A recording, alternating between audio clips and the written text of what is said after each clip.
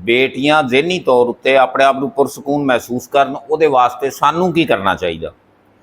पहली गल तो है कि उन्होंने इदां दा माहौल दिओ जिहदे विच वो अपने आप नूं, आपदी इज्जत नूं, आपदे वकार नूं ज़हनी ते जिस्मानी तौर दे उत्ते महफूज समझण। वालदैन ससुराल ते मुआशरा बगैर किसी शरत तो उन्होंने कबूल करे। घर दे विच उहदी गल नूं इन्नी तरजीह दित्ती जावे जिन्नी तुसीं आपदे पुत्रां दी गल नूं तरजीह दिंदे जे। ससुराल दे विच इन्नी तरजीह दित्ती जावे कि जिन्नी गल ननाण दी गल नूं तरजीह दित्ती जांदी है। बगैर किसी डर खौफ दे वो आपदी गल, आपदी खुशी, दुख सुख किसी नूं भी दस सके।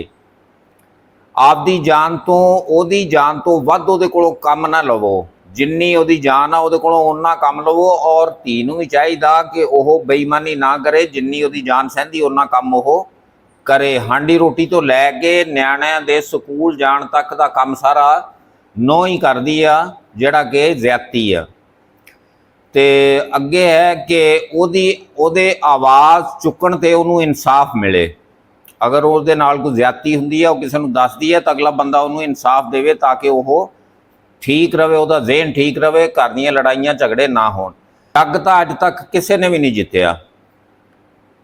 जिहड़ा भी आ, जिहड़ी अज धी आ, कल नूं उहने सस भी बनना, उहने वड्डिया भी होना, ये सारा कुछ उहदे नाल भी होना। इस वास्ते तुसीं आपदी अना नूं ये ना समझो कि मैं इस घर दी मलका वां, बादशाह वां, ये मेरे सारे मतैहत आ। लोकां दीआं धीआं जिहड़ियां तुहाडे घरां च आउंदियां ने या तुहाडीआं धीआं किसी दे घर च जांदियां ने, उहनां नूं आपदी गुलाम ना समझो, उहनां नूं पूरे उहनां दे हकूक दिओ। अल्लाह तुहानूं खुश रखे, हसदे वसदे रहो, आबाद रहो। अल्लाह हाफ़िज़।